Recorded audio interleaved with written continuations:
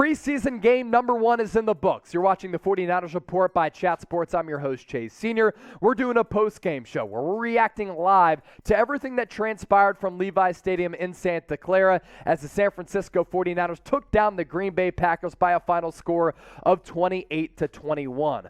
A really intriguing game for a multitude of reasons. Trey Lance got the start, the first official start for him as QB1 of this franchise, and he really dazzled with a long touchdown pass to Danny Gray, which we'll talk about. And I thought that this defense, this offense, they combined for a couple of really good performances. So we're going to recap this game here on YouTube as well as Colin. For all of you watching the show, we greatly appreciate all of your support of the San Francisco 49ers Report. We'll dive into the game, but first, want to hit on a pretty notable report coming out of New York about the injury status of quarterback Zach Wilson. So the New York Jets taking on the Philadelphia Eagles in the preseason, and Zach Wilson suffered a knee injury. Now, Robert Saleh did talk just moments ago and said that the ACL is intact. So that's good news for Zach Wilson as well as the Jets. But there are some concerns about that injury being somewhat serious. And if Zach Wilson is out for a long period of time, then maybe the New York Jets become a trade destination for Jimmy Garoppolo. Why? Because Robert Saleh is the head coach of the New York Jets. There's that level of familiarity there with Jimmy Garoppolo. And up to this point, we know that the trade market is somewhat slow. We talked about it on Thursday that the Cleveland Browns, if Deshaun Watson and his suspension is longer than the 6 games appointed by Judge Shu Robinson, that the Browns could have interest in Garoppolo, which could really make this Garoppolo trade market somewhat interesting. So too could the injury news of Zach Wilson. If he's out for a long period of time, if that knee injury is somewhat serious, could the Jets come calling for Jimmy Garoppolo? They've spent in free agency. They've had a couple of really good drafts with general manager Joe Douglas, and it would make somewhat of a semblance of sense to make a trade for Jimmy G if Zach Wilson is out for the entire season. Now, as I said, Robert Saleh did say that Zach Wilson's knee, in terms of the ACL, is fully intact right now, but something to certainly monitor.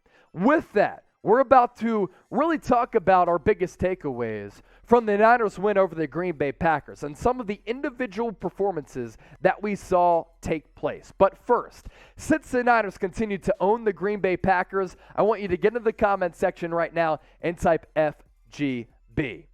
As for the final score of this game, San Francisco taking it by a final score of 28-21. And I just want to go through some of the things that really stood out to me throughout tonight's game. It's the preseason, yes. We don't want to overreact to a lot of things, but when you watch the game of football in real game action, you can really find out who's for real and who's not. So I want to begin with this. Trey Lance, the first series, he missed a third down throw to Danny Gray, and he had the read a little bit late. If he were to make that throw a little bit earlier, he would have given Danny Gray opportunity and time to get his feet down in bounds for the third down conversion. And while we were live on YouTube for our watch party, everybody's talking about Trey Lance being a bust. He's looking like a high school quarterback. Well, that sentiment changed really quickly because on the following drive, Trey Lance unleashed a 76-yard bomb to Danny Gray.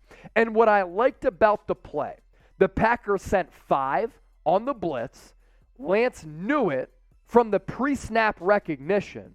He hung tall and strong in the pocket and dropped an absolute beauty of a ball to Danny Gray. Now, he threw that ball about 45 yards in the air, but it wasn't a loopy ball. He threw that on a rope, which goes to show you the elite arm strength from Trey Lance. It was an absolute frozen rope. And then for Danny Gray, the third-round pick out of SMU, to have the pull-away speed that he did and to have the athleticism to tiptoe along the sideline was really impressive.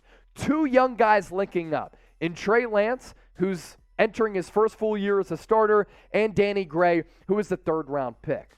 I like what I saw from Lance tonight. Yes, the sample size is somewhat low, but the big play ability is what he brings to this offense, which is what Jimmy Garoppolo does not bring to this offense. And the vertical element to the pass game is something that was on display from Trey Lance that you didn't often see from Garoppolo, who's more so conservative and likes to play point guard. That's why I continue to say that Lance has so much ability. He just needs experience. He needs the reps to really work out some of those wrinkles.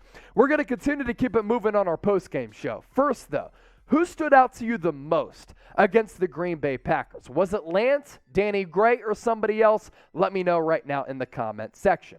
More takeaways from this preseason game. Samuel Womack, the draft choice out of Toledo at cornerback. He was a pass breakup wizard at Toledo. And he had an interception tonight on a really gritty play where he was strong with his technique and hand battling, which then led him to him pulling down the interception. Then he had another pick later on another bad throw from Jordan Love, who I just don't think is the real deal. But what I said about Samuel Womack when he was selected ended up coming to fruition today in this preseason game.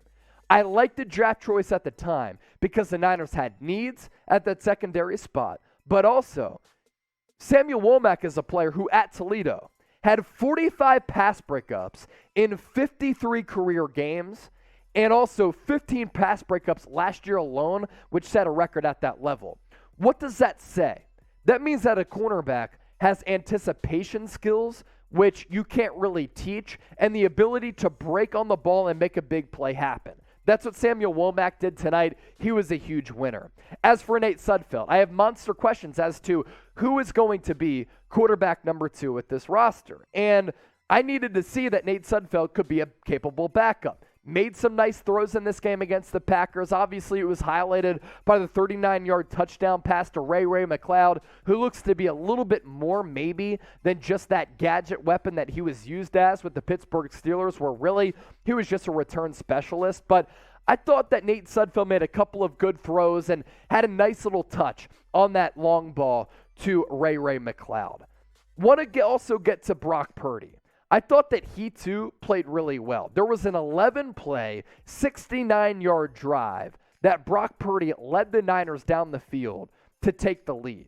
And within that drive, he showed some pocket movement. He showed some athleticism on some of those play-action boots. He showed some fire. But a couple of the plays that he made really impressed me, including the two-point conversion, which at that point was a really critical point conversion in the game because it gave the Niners a touchdown lead as compared to them just having that 5-point lead or a 6-point lead with that extra point. He threw that ball in the back corner at a point and at a place where the wide receiver, I think it was Johnson, was able to reach over the DB, pull it down, and get that critical 2-point conversion. So for Brock Purdy, pick Mr. Irrelevant, last selection in the 2022 NFL Draft. There are quarterback questions with Trey Lance, with Nate Sudfeld, with Brock Purdy, and with Jimmy Garoppolo probably going elsewhere this year. You need a good backup. You need another quarterback who you can groom, like what Kyle Shanahan did with, the likes of Nick Mullins and C.J. Beathard, and Brock Purdy displayed some special abilities tonight. Couple more takeaways here.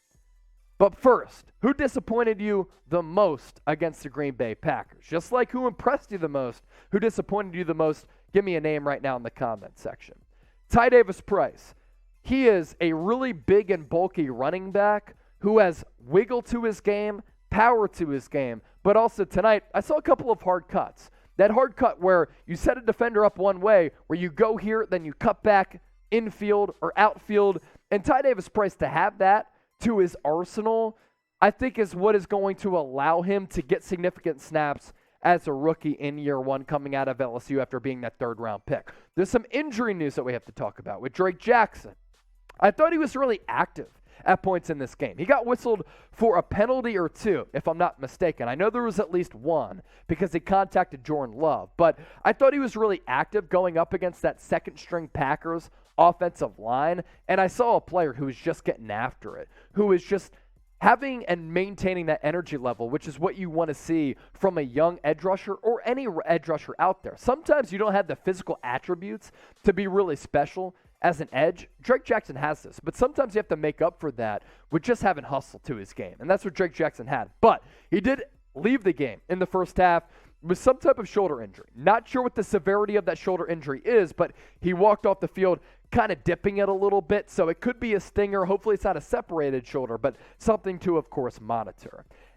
There's also a bad element of what we have to talk about on our postgame show. Tarvarius Moore, he got cooked on the touchdown from Jordan Love. I think it was a 3rd and long, 4th and long. 49ers sent an all-out blitz.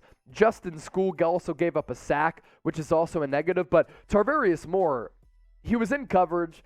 He's a safety, so he's not going to have coverage responsibilities. But he's competing for that starting safety spot outside of alongside Jimmy Ward with Talanoa Hufanga. And Tarvarius Moore, coming off that torn Achilles, has to prove that, 1, he's healthy, 2, that he can play. And he got cooked on that touchdown. Talked about Justin Skule. The Talanoa Hufanga hit was certainly big. I thought he played well tonight. Those are really my takeaways following this Niners win over the Green Bay Packers. The win-loss record in the preseason doesn't matter.